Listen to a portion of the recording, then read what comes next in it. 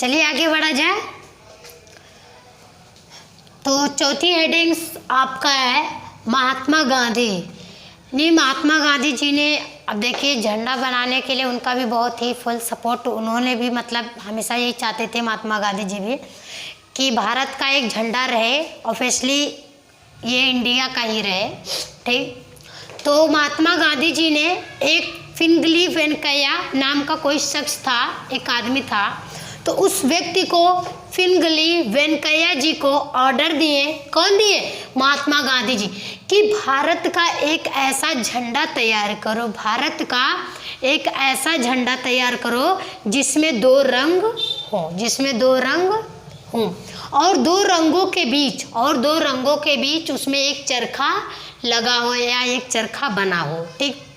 तो ये किसने कहा? महात्मा गांधी जी ने कहे। किसे कहे? पिंगली वेंकैया जी से कहे, ठीक। तो नेक्स्ट में वो जो पिंगली वेंकैया जी थे, उन्होंने कैसा बना के लाया?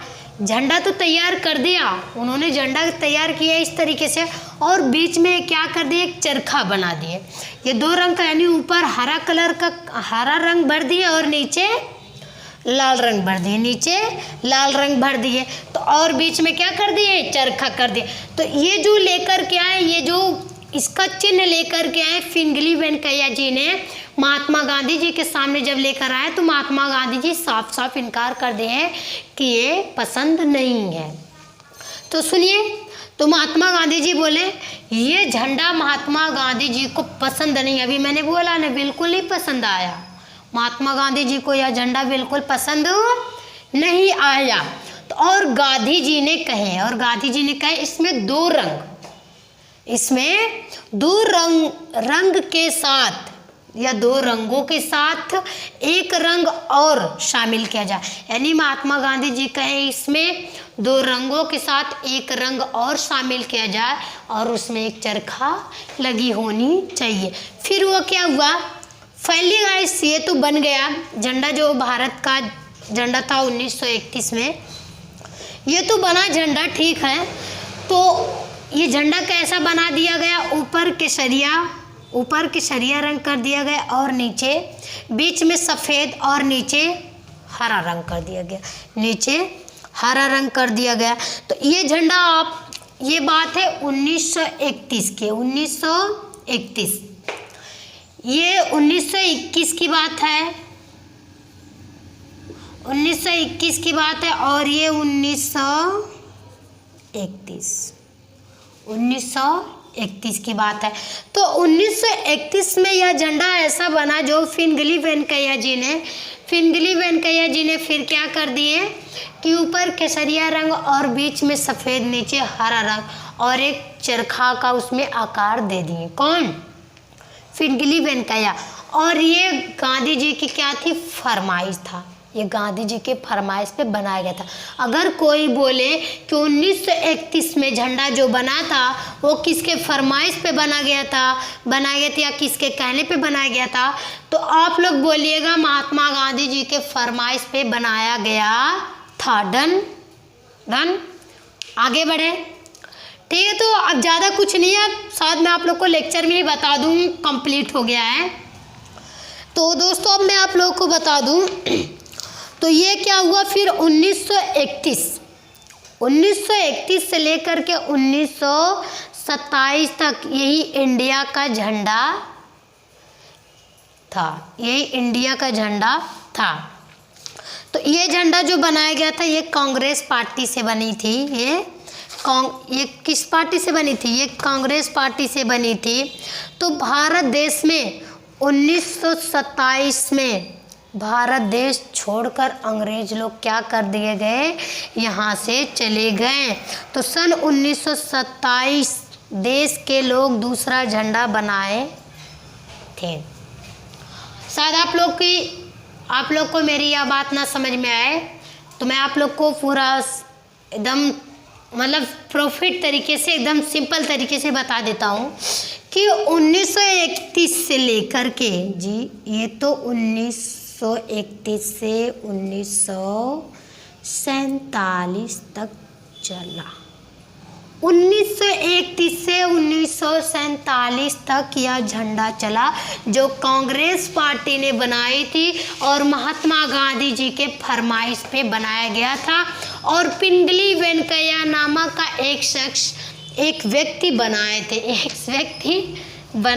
शख्स बनाए थे। ठीक, तो 1947 में जब भारत देश छोड़कर अंग्रेजों ने चला गया, जब भारत देश यानी आज़ाद हो गया, 1947 की बात आई, तो फिर सारे लोग वहाँ पे इकट्ठे हुए।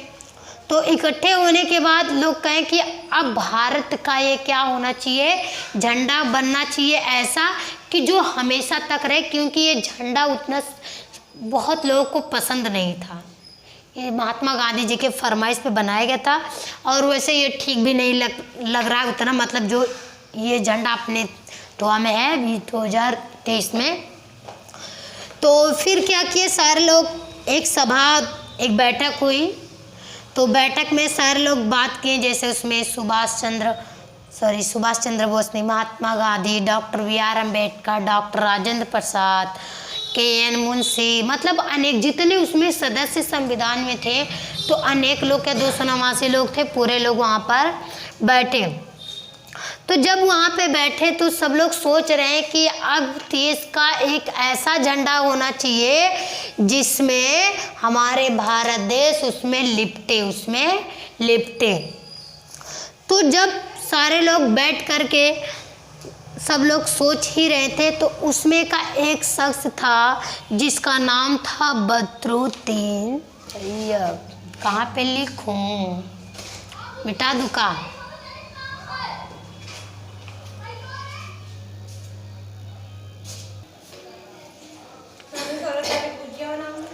तो अब देखिए, मैंने प्रॉपरली तरीके से इसको इरेज कर दिया है, तो आप लोग मेरी बात को ध्यान से सुनिएगा। मैंने ये हेडिंग इसलिए डाला भारत 1947, क्योंकि अब जितनी भी बात किया जाएगा सन 1947 की ही बात किया जाएगा। तो जब कांग्रेस पार्टी से एक टीम बनाई गई कि भारत का एक ऐसा झंडा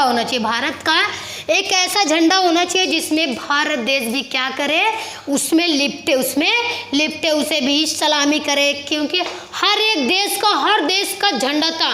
तो अपने यहाँ पे अपने भारत का 1905 में कोई एक ऐसा झंडा नहीं था जिसमें भारत लोग क्या कर सके, उस पर नाच कर सके। ठीक, उस पर नाच कर सके। तो लोगों ने बहुत कई किस्म का, मतलब उसमें कलर्स पे कलर्स आजमाने लगे, फिर भी बेटर वो नहीं लगा। तो उसी टीम का जो संविधान सभा का एक टीम जो बनी थी ये बनाने के लिए, तो एक का नाम था बदरुद्दीन तैयब।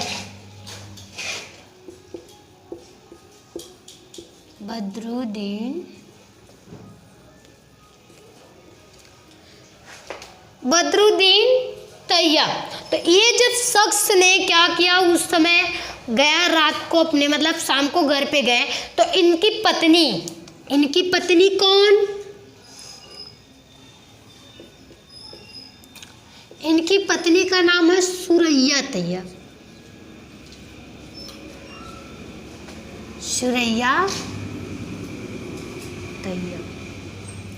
जी। तो उस समय सुरैया तैयब जी क्या कर रही थी, बैठ करके पेंट कर रही थी। तो जब वो पेंट कर रही थी, एक कागज़ पे वो उन्होंने पेंट किया। तो इसी तरीके से ऊपर केसरिया कलर और बीच में सफ़ेद रंग और नीचे हरा रंग उन्होंने भर दिया। तो भरने के बाद एक सम्राट अशोक का जो चिन्ह है, यानी चक्र जो है, जिसे कहते हैं अशोक स्तंभ, अब इसी को माना जाता है भारत का राष्ट्रीय चिन्ह का अशोक स्तंभ या अशोक चक्र कहा कहते लोग। तो उसने क्या करी, सुरैया तैयब जी, उसमें जब उस चक्र को भर दिया तो वो बहुत ही खूबसूरत लगने लगा। तो जब बदरुद्दीन तैयब जी ने देखे तो अपनी पत्नी से बोले कि ज़रा मुझे कागज़ दिखाएंगी। तो जब उन्होंने देखा तो कहा कि वाह, ये तो आपने तो बहुत अच्छा बनाया है, कहाँ से देखी? तो ये सुरैया तैयब जी बोली कि बस मैंने कुछ नहीं किया है, रंग तो बाकी वही सब है, रंग वही सब है, और मैंने केवल अशोक चक्र को क्या किया है, बीच में लगा दिया, उसके डिजाइन्स दे दी है। तो कहा ठीक है, मैं इस चीज़ को लेकर के जाऊंगा, सुबह में बाबा साहब से पूछूंगा ये कैसी है। तो बदरुद्दीन तैयब जी कहें उस सभा में जो टीम बनी थी, तो जैसे वहाँ पे पहुँचे तो बाबा साहब को दिखाएं, तो बाबा साहब कहें कि बस भारत का झंडा भी ही रहेगा, अब चेंज नहीं हो, क्योंकि ये जो बना था इसके डिजाइन्स, इसकी कलर्स बहुत ही अच्छा था।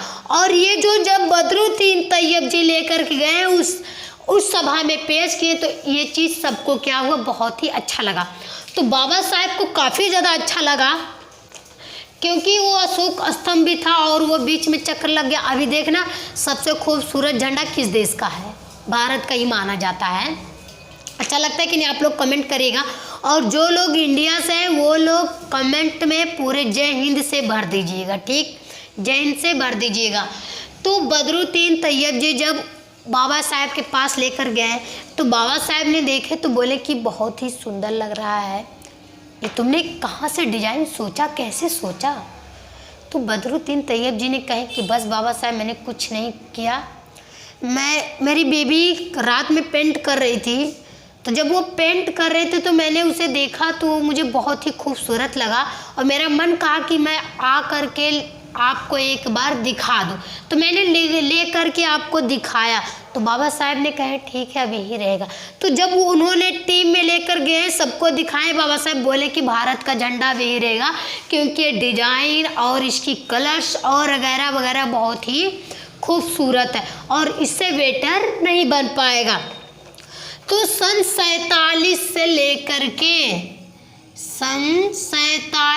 लेकर के और 2023 आ गया, अभी तक भारत का झंडा कैसा है भैया? अगर आप लोग इंडिया से हो तो कमेंट में जय हिंद जरूर लिखिएगा, इंडिया से प्यार करते हो तो जरूर लिखिएगा। तो इसमें 24 तीलियाँ कर दी गई, 24 तीलियाँ कर दी गई, ऐसे करके बना दिया गया और ये अभी तक है। तो जो अभी है आपका 15 अगस्त आने वाला, क्या चीज़, 15 अगस्त आने वाला। सो गाइस 15 अगस्त की स्वतंत्रता दिवस की 177वां